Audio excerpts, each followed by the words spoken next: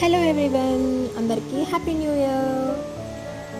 So మేము last time అంటే new ఇయర్కి చెన్నపట్నం వెళ్ళాము. సో మేము 7కి వెళ్ళిపోయాము కాబట్టి ఖాళీగా ఉంది.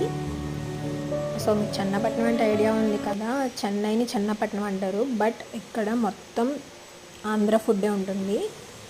సో మేము త్వరగా వెళ్ళిపోయాం కాబట్టి చాలా ఖాళీగా ఉంది. 7 o'clockకి వెళ్ళిపోయాము. లోపల అంబియన్స్ అయితే ఇలా ఉంది. ఇది ఫస్ట్ ఫ్లోర్ అనమాట.